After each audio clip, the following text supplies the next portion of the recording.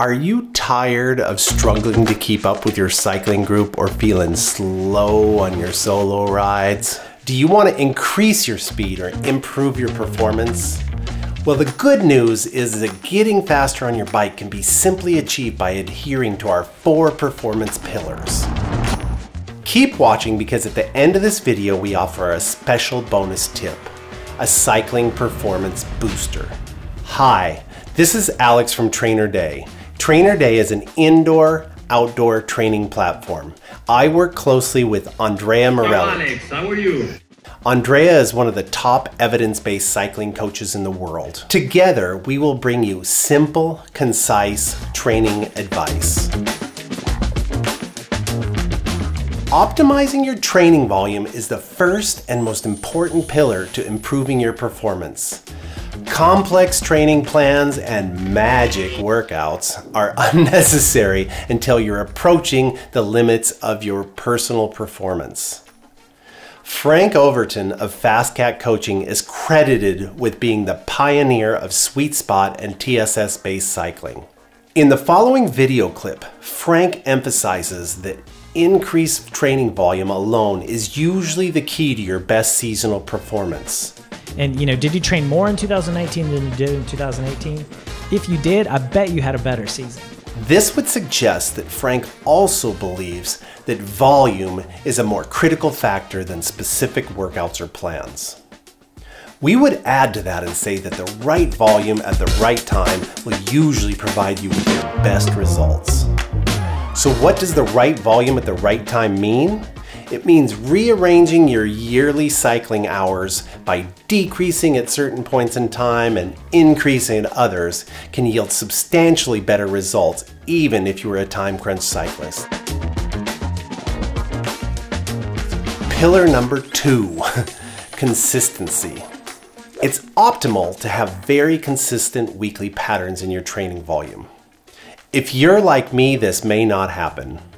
If you have an incredibly busy week, instead of your planned workouts, you could fill it in with some very short indoor workouts. Evidence shows that 10-minute HIIT or Tabata session, 20 minutes including a warm-up, can augment your training gaps. Pillar number 3, recovery. Performance gains happen during your recovery periods. Sleep is the most important method of recovery. If you don't sleep at least 8 hours a night, 8+ being ideal, start by turning off any screens an hour before your desired bedtime. You can also try the weightlifter's secret of taking ZMA. ZMA contains the vitamins zinc and magnesium. It's healthy and it works. And it does not create that groggy morning feeling like melatonin. If you train consistently, patterns of daily, weekly, monthly, and yearly recovery have been the gold standard for many decades for maximizing results. Taking a day or more off each week, a week or more off each month, and a few weeks off each year, as well as a base period each season, will give your body the rest it needs to increase to the next level. If you have been cycling consistently and eating well, but flatlined in your performance, not having the right recovery pattern is probably the reason. Our 4th and final pillar is about workouts. Evidence suggests that if you are training 6 hours a week or more, spend most of your time following low heart rate, easy rides. The start of your season could be all easy rides, and slowly as your season progresses, you increase the intensity.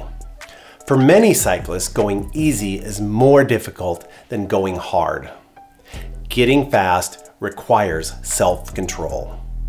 Your harder workouts don't need to be complex and you don't need to kill yourself, but you will see benefit from following a progressive overload pattern. This means slowly and systematically increasing either your intensity, your duration, or both. As Dr. Seiler of Polarized Training points out, hard efforts don't need to be incredibly hard and should be sustainable. We take that a little further and suggest that you can start with easy intervals and build to hard intervals. The polarized studies have also proven that lower intensity weeks can beat higher intensity weeks. So be very careful when you're trying to substitute intensity for volume. For most cyclists, the most important overload is regarding a weekly long ride. You should try to fit in a long ride each week and start small and continually build the duration to your maximum occurring around a month before any event. We feel that software platforms and many coaches have put too much emphasis on highly structured training. Saying that, we also agree that simple, moderate, sustainable intervals will add horsepower to your already volume-based aerobic engine. Outdoors, hills are a great place to do workouts. Either hill repeats or longer hills can be optimum. Higher intensity intervals and hill training is most important as you get closer to your peak season. Ideally, this follows a pattern of progressive overload as well. And for our bonus tip, popular in pro cycling in recent years, during your peak season, add full effort intervals. This means pushing yourself to the maximum for 2 to 3 minutes and then rest and repeat.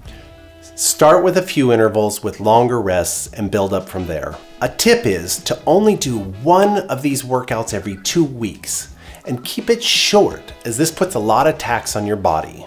This workout will add that final end of season peak boost to your anaerobic system.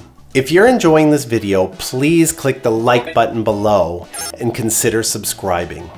So there you have it, 4 simple steps to getting faster on your bike: volume, consistency, recovery, and optionally some fine-tuned workouts. As we have said, you don't need a highly structured plan. Even if you only follow the volume, consistency, and recovery suggestions, you should have an amazing season. Andrea has told me that he believes that pros could frequently improve their performance by having more fun. So go do it, find your way to train, and don't forget to keep having fun. Best of luck from Andrea, Alex, and the TrainerDay team. Thanks for watching this video.